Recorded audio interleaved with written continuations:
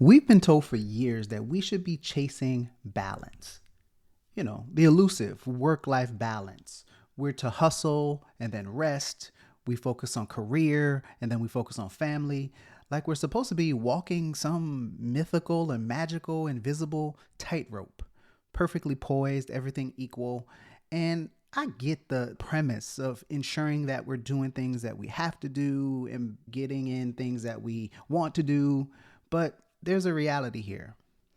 That type of balance is just a myth. And trying to achieve it might actually be what's throwing your life a little bit off center. Well, hey guys, welcome back. I'm Dr. Emmanuel George III. Around here, you could just call me Dr. EG3. And here, this is the Emmanuel Dr. EG3 podcast space where we keep it real. We talk about growth, clarity, confidence, and becoming who you were meant to be, even if that means showing up a little bit messy and a little uncertain. Today, I'm going to dive into this myth that I really think causes more frustration than it actually does freedom. The myth of balance. And what it really means is to embrace, what I would encourage you to do is embrace rhythms instead. So let's talk about it. When I hear people talk about balance, just the idea of balance is hard. Personally, I always think of two things when I hear the word balance. Number one, I think of doing a yoga pose, right? You guys know the ones that I'm talking about where, you're standing there with on one foot in tree pose, and then you go into warrior and you're balancing on tabletop, and all you're doing in that moment with your toes clenching to the floor is, let me not bust my head on this floor. Right? So number one, I think a yoga pose. And the second thing that I think about, maybe it's because I'm a pharmacist and I've always been fascinated with science, but I think about those old school triple beam balances, right? Or those scales of justice when you see the court shows and stuff like that, where on one side, you're trying to counterbalance the other side with something else, where you have to make sure both sides are equal. And I think we do that with our lives. Right? We try to do 1 hour of work with 1 hour of play, 2 hours of work, 2 hours of play. And I get it. And the message is pretty that we get inside of both of those examples, either the yoga or the scales, is our job is to keep it even. We have to make sure that it's fair. You guys have heard it. Work hard, play hard, right? And if you're busy one day, it's to be totally unplugged the next day. Now, you and I both know that's not how real life actually flows. For a while, I found myself trying to live like that, always trying to make sure that the beans on each side of that scale measured up, and the metric that I was using was hours. But guess what? I would started to feel guilty when I find myself working too much. But then the weird part of it is that I also felt guilty if I felt that I was resting too much. And I was constantly chasing this invisible scorecard that never really felt achievable. Then one day, I actually remember it. We were on our honeymoon and I was sitting there at the beach, and I was just sitting there watching the water, how the waves would roll in and the waves would roll out, and the methodic way of coming in and out and the sounds was just so soothing. But what I observed through that was the shoreline never resisted.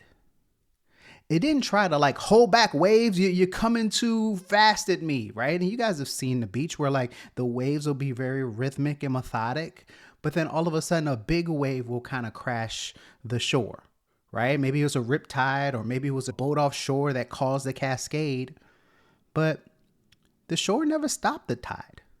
And I'm sure if we stood there long enough, high tide would come in where the water would go all the way up the beach, and there would be a moment where it would recede all the way back out. The shore just received it and then released it. And in that moment is when it hit me.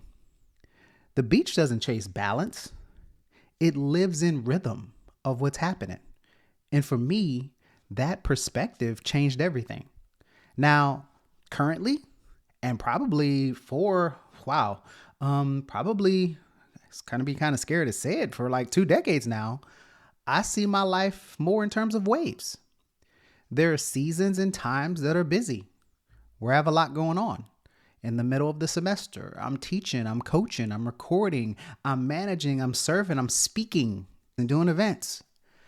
And if we're honest, there's slow stretches, right? Where it's the winter break or the students are not on campus or I just don't have a coaching client currently. But there's also that happens in seasons, but guess what? That also happens throughout the day. There are times where I'm just busy, got a lot going on, trying to hustle to get someone to practice or go to a grocery run. But there's also moments where I can just sit there and chat with my daughters as we are picking them up from school, and the laughter at the dinner table, or a quiet evening with my wife. I don't take those for granted either. And here's when really the biggest shift happened. And I think it's as I got busier and a lot more things got complexed is I stopped resenting the busy times. What I realized was those busy times in today's world, in our society, that busyness is what sometimes affords us the opportunity through our job to gain resources to create space for the more meaningful ones. That busyness helped me to recognize that all of these things are not created equal in terms of weight. One date night with my wife, for example, one evening, whether it's just us going to dinner or maybe to the movies, or we're spending the whole evening, we're going to a concert. That's not equal to 5 days worth of meetings. It's worth and it weighs so much more.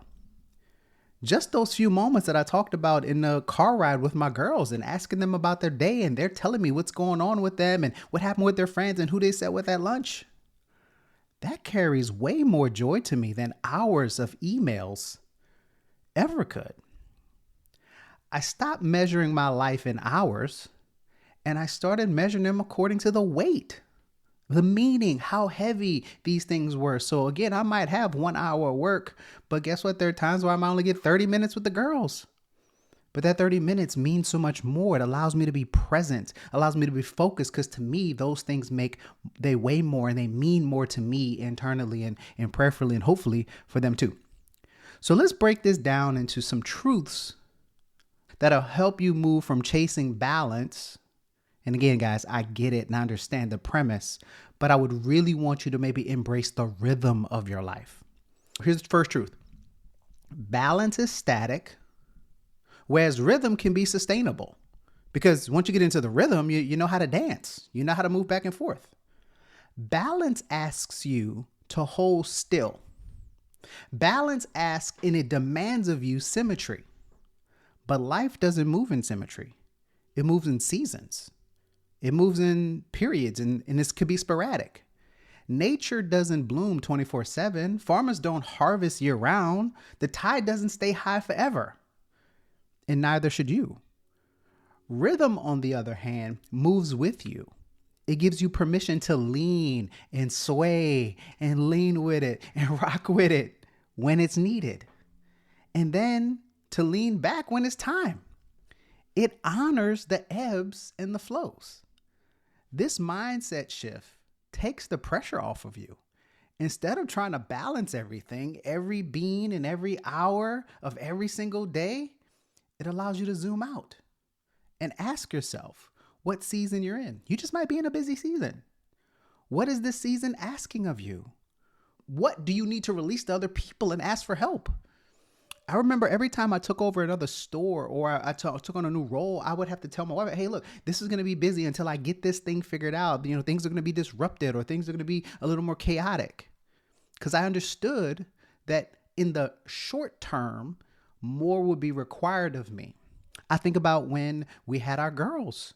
It was a lot on my wife, for example, taking care of the kid in the late nights, right? It's just a different season. But balance says, make everything equal, whereas rhythm says, let's make everything meaningful. And for me, that's where my peace lives. Number 2, not all time is equal. Value comes from when you assign meaning to things. Now, here's something that we don't hear enough. 10 minutes of true joy probably weighs significantly more than 10 hours of obligation. It's not about how much time you have. It's about what the time means to you. A lot of people say, I don't have time for my family. But what they really should be asking themselves is, what moments matter most and how do I honor them? So, for example, you may not have what feels like a lot of time or have enough time for your family, but the question is, are you fully present when you are with them? If being with your family means so much to you, how are you honoring the time that's there? But then how are your actions, decisions, and behaviors honoring what you say are important? But this is why I no longer measure work-life balance by how many hours I spend on each side of the scale. I measure it by the emotional weight of the experience. You don't need to perfect balance. You just need to make some intentional choices. You need to make sure that what you're asking yourself, what fills me up the most? What memories actually stay with me? What memories am I trying to make with those around me? What moments are heavy with meaning? And once you know that, you'll stop trying to balance your calendar and start designing a life that reflects your true values and what really it means to you. Now, the third and final one. So we've talked about how balance is static, rhythm is sustainable. We talked about not all time is equal, and value comes from how you ascribe meaning to things. The last one is this: rest is not a reward. It's part of the rhythm. Now, I know those of you who listen to this, if you're anything like me, I know there's a lot of overachievers, and let me make sure I clear my voice so that those in the back can hear me. Rest is not a reward. It's a requirement. It's part of the rhythm. So many of us treat rest like a gold star. If I work hard enough, I'll earn that nap. If I hustle long enough, I'll get a weekend. Or, what do they say? Hustle now, sleep when I'm dead, or whatever. You've heard all the crazy things that be on the social medias. But in a sustainable rhythm, rest and recovery, they're built in. Just like the ocean that I talked about earlier. You need time to recede. You need space to regroup, not because you're weak, but more importantly, because you're wise. The data shows us that when you start averaging less than 7 hours of sleep, significant deleterious effects occur to your biology, your physiology. And I know when we're younger, we think we are invincible and we can do anything based off of a energy drink or a whole bunch of the coffees. But there's a moment where you're not intended to sustain that type of life.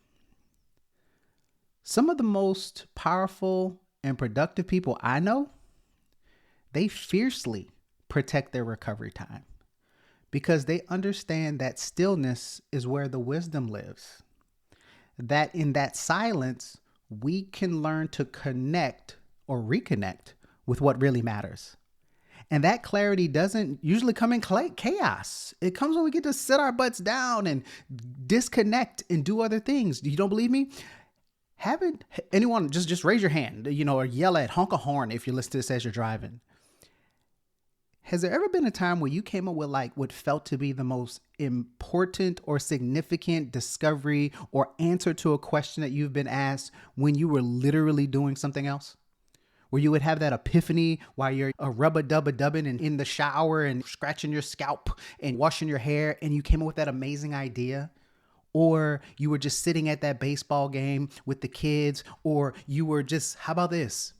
In a meditative state where you just were sitting there listening and just zoning out, giving yourself some time to breathe under that tree. Clarity doesn't usually come from chaos. It comes in those quiet times. So this week, I got a simple challenge for you. Stop chasing balance. Start observing your life rhythm. When are things busy? And guess what? You're not only going to find this in seasons and or in terms of weeks and big projects. You'll probably notice that you have daily rhythms. Yes, I want you to ask yourself, what season am I in? What have I been resisting that I need to learn to accept? What meaningful moments can I create or protect this week, even if it's short? You've probably noticed that you are much more creative or thoughtful or energetic throughout the day. Now, in today's world, we've gotten accustomed to drinking that caffeine drink or getting that late afternoon coffee, or we've packed our schedules with so much stuff that we're ushering and doing things. And I'm not saying those things aren't important. I'm just asking you to take a look at them to determine what really fits your schedule and what's meaningful. So once you've kind of identified and started to observe your rhythm, take one step. No pressure, no perfection, just one intentional decision that you can lean into that rhythm, not react to it. So if this message landed, I want you to do one or two things, or both things, right? Obviously, somewhere on this page, subscribe. Just someone you know, share it, who you think they need permission to stop chasing balance. You never know who's quietly drowning from the pressure of just trying to get it all done. And if you're looking for more clarity, second thing, hey, I got a clarity workbook, or I have, my book, No Fear in Asking. You can find that at my website, emmanuelgeorge.com. But I just want you to know that I see you guys, and I want you to know that there's another way. And I really highly encourage you to lean into your biorhythms and your life rhythms so that you can lean into who you are. Just very last quick example. I'm much more creative and thoughtful at night in the evening times. Now that might have been, damage of graduate school, staying up late and doing things. But I've learned now during the daytime is for me to connect. In the evening time is where I think a lot and I connect a lot. And I'm able to be much more strategic in the evening. But if I didn't notice that, I'll be trying to make sure that I'm supposed to live this 9 to 5 banker's hour schedule that doesn't quite fit me. But when I learn to be and lean into who I am in the rhythms of my life, I could be much more to the people, the things that I say are important to me, and be fully present. So guys, I hope this helped. Hope you gained something from it. And as always, love you much.